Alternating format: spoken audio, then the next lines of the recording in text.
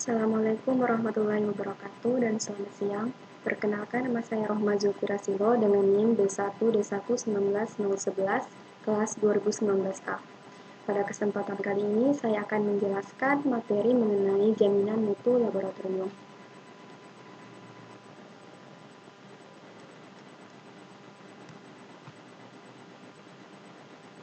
Kita masuk ke latar belakang.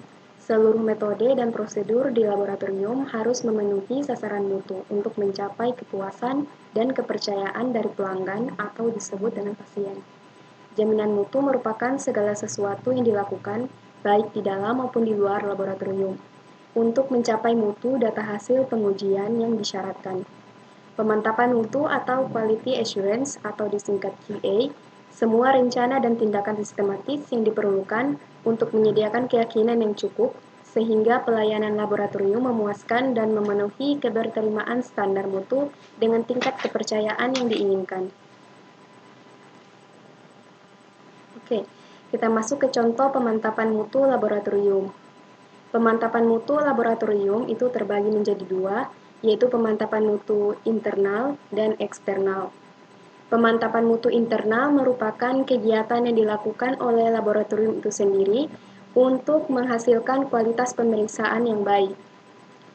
Ada 3 kriteria pemantapan mutu internal, yaitu ada pemantapan mutu bagian pra-analitik, analitik, dan pasca-analitik. Di bagian pra-analitik terdiri dari persiapan spesimen, penanganan spesimen, penyimpanan spesimen, pencatatan pasien, kalibrasi alat, pemilihan metode pemeriksaan, dan kompetensi petugas. Bagian analitik terdiri dari pemeriksaan spesimen, dan bagian pasca analitik terdiri dari hasil pemeriksaan dan penyampaian hasil pada klinisi. Pemantapan mutu eksternal merupakan pemantapan mutu yang dilakukan oleh pihak lain di luar dari laboratorium yang bersangkutan. Adapun parameternya yaitu total protein, albumin, SGOT, SGPT, alkali fosfatase, gamma GT, urea, kreatinin, uric acid, glukosa, kolesterol, trigliserida, bilirubin, natrium, kalium, klorida, dan kalsium. Kita masuk ke proses pembacaan bahan kontrol kimia klinik. Di sini saya mengambil contoh bahan kontrol glukosa, di mana di sini untuk glukosa sebelum makan atau setelah puasa selama 8 jam, kadar normalnya itu 70 sampai 100 mg per desiliter. Untuk glukosa sebelum tidur atau 2 jam setelah makan, itu kurang dari 140 mg per desiliter. Untuk gula darah sewaktu, itu kadar normalnya kurang dari 200 mg per desiliter. Dikatakan hipoglikemia apabila kadarnya itu kurang dari 70 mg per desiliter. Dan dikatakan hiperglikemia apabila kadarnya itu lebih dari 200 mg per desiliter. Lanjut ke bahan kontrol SGOT, di mana kadarnya itu 5-40 mikro per liter. Di mana meningkatnya kadar enzim ini bisa disebabkan oleh kerusakan hati. Untuk kadar SGPT itu sendiri, kadar normalnya itu 7-56 mikro per liter. Meningkatnya kadar enzim ini bisa disebabkan oleh hepatitis, sirosis, pecandu alkohol, diabetes mellitus, kanker hati, pankreatitis, dan infeksi virus.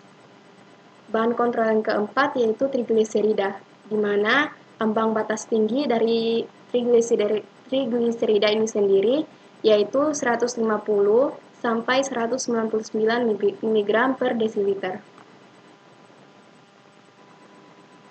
Masuk ke aturan Westgard.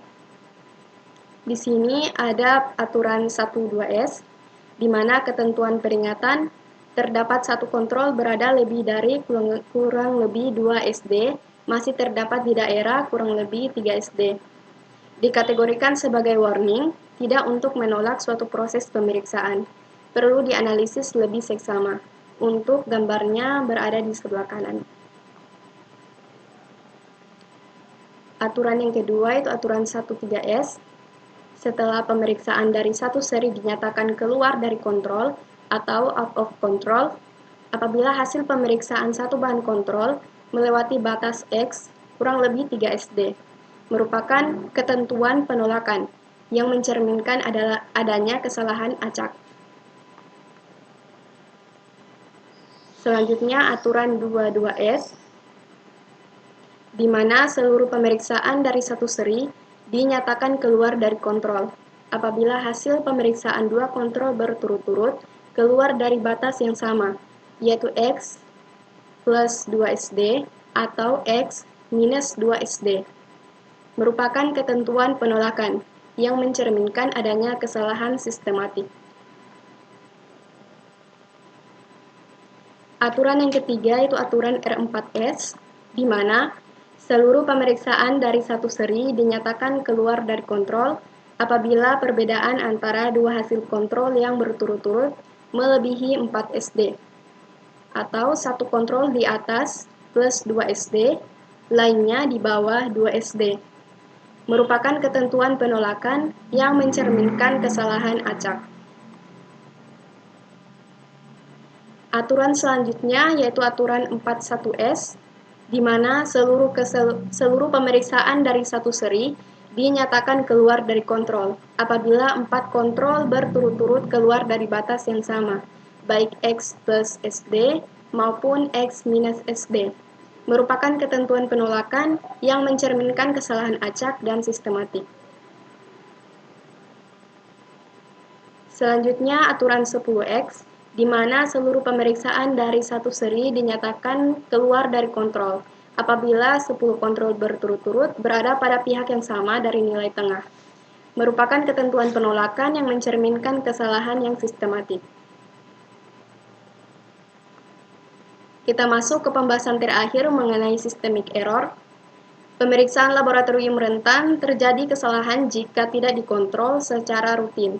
Kesalahan bisa terjadi pada fase pre-analitik, analitik, dan post-analitik. Systematic error adalah kesalahan yang terjadi secara konstan dengan tanda-tanda yang konsisten dan dapat diprediksi.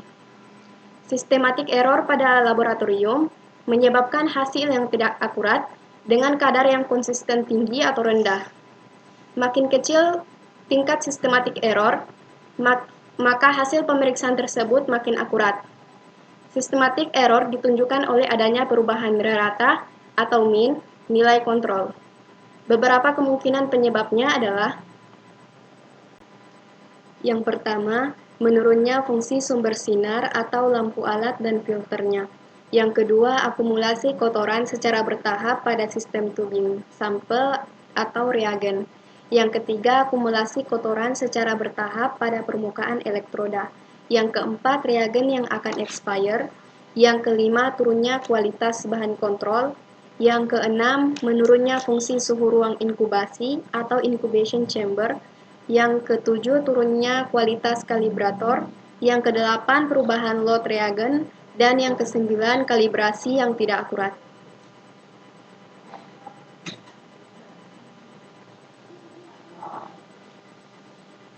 Itulah pemaparan materi dari saya, kurang lebihnya saya mohon maaf. Wassalamualaikum warahmatullahi wabarakatuh.